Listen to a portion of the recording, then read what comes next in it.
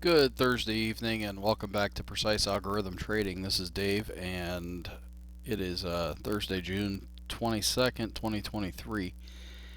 I'm going to try to keep this short. I've been trying to keep them short and well, there's a lot to talk about in these markets, uh, especially when I'm trying to talk to new people and seasoned people alike.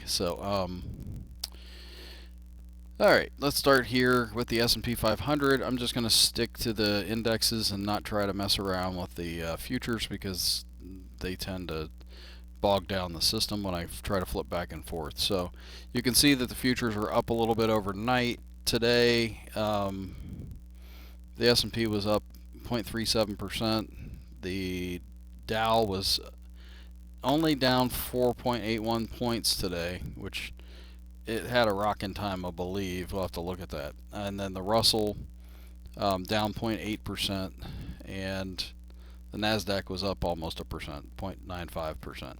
So let's look at the Dow because I think it's not nearly as volatile as it felt today. So I've got these painted areas right here that I could actually get rid of because I've got other lines that actually sort of play into those zones. Um,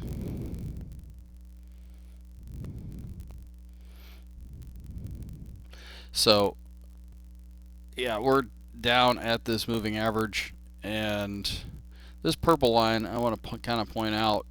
It basically it takes a lot for the purple line to give up into a new trend. So like back here when it broke the purple line to the upside and then it broke back to the downside, it was like it chopped around into a downward sloping channel until it broke the purple line back up definitively to the upside, and now we've been up above the purple line. Now we're at it.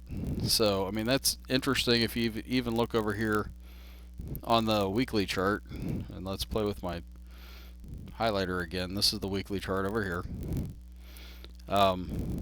So this is the purple line I'm talking about right here, and you can see that price definitively breaks above it, waffles around a bit, gets up above it, comes back to it, but never, until it finally closes below it, right there.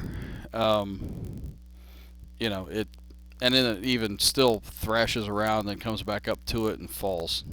So then it comes back up above it. This is even a weekly chart, so that's when I talk about fractals. That's what I'm talking about. Um, so that purple line's really important, and let's keep going. So we're pulled back to it, and that the reason I'm even talking about it is how important that is. The Dow, it has clearly gone up, done a pullback.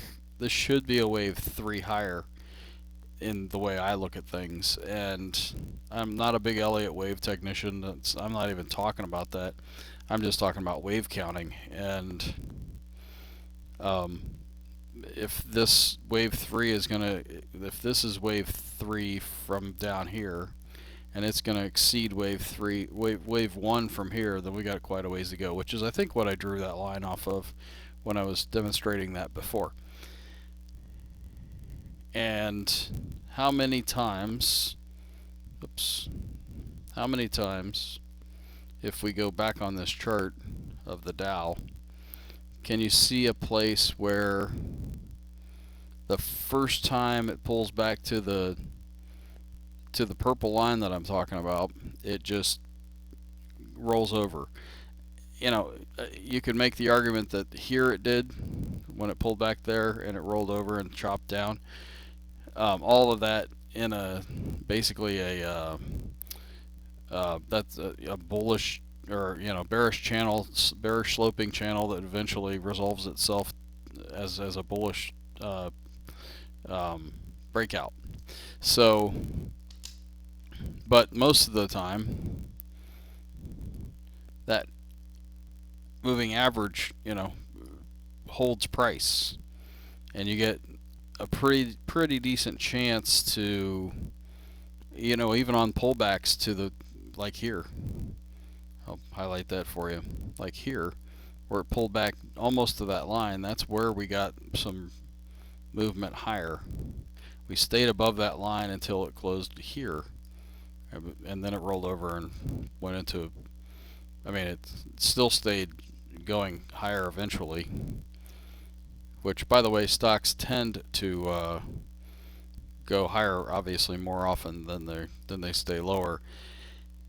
And that's why if you look at an overall chart of a stock market, the Dow, the S&P, the Russell, they quote unquote always go up eventually. So there's a tendency, that's part of the reason why it's harder to short stocks, and because markets come back with a frenzy when you do that. All right, well, I better speed up here. So that was the Dow and the S&P, and then here's the Russell, which is in we got a sell signal a couple days ago. I wasn't in anything long for this, and I wouldn't want to get long again until I get a buy signal. We are still in a buy signal on the weekly chart. The NASDAQ powered higher again today, but it did have a sell signal yesterday. So a lot of times that's what's going to happen. It wants to get people back on board so it can like rip your face back off if people are going long today. And for instance, I saw Amazon, AMZN, has a new buy signal today. Oh, I think it had a new buy signal on something I was looking at. It might have been the 1 hour chart. Well, this thing, it's not that it can't recover from being all red like this, but it's still overbought, and now it's all red, and it's up against resistance on the weekly chart, up against that moving average, the gold one, and yeah, we'll see what happens. Tomorrow's Friday, so craziness tends to happen on Fridays before people go into weekends. So, and it's been a short week, so, and then in a couple weeks we're going to be into a new month. There's a lot of things that'll drive price both directions from here. Oil, I talked about this last night. If I got a chance to get in with more of a position, then I was going to do that, and I did.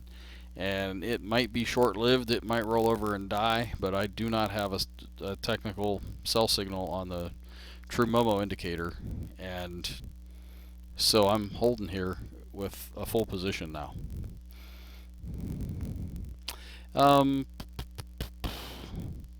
By the way, when I talk about full position and half position, that's all about position sizing. It's all a piece of trading in the markets and understanding your risk. It took me a long time to get a hold of that and really wrap my head around it, and I can help people with that because I have messed that up all over the place. So here's the transports. It's totally fine. It is extended on the true Momo indicator on the daily chart. If we continue to get like weakness, we'll probably get rolled over here too, and some thrashing around. Something I did want to point out is on the S&P 500, which it's the big one that that most people track as quote unquote the market. Well, it's got two dark blue bars on the true Momo indicator now in a row, and a sell signal. So we don't have a sell signal on the MACD, but this is look back on the chart literally when we got the thrashing around for better part of a month there, I think, or a couple weeks anyway.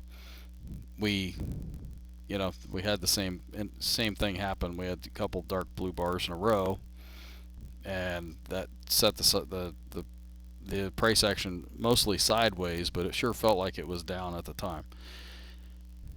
All right, TLT is bonds, and I am long bonds. Same idea. In a pullback situation here, I think I did buy some more today, and I might be short-lived there, or this thing will turn around and we could be rocking and rolling. All right, moving over to the internals of the market. Type in bullish, not bulkish, and let's buzz through them. The Dow Jones Industrials, flat. The New York average, minus 1.68%. The transports, flat.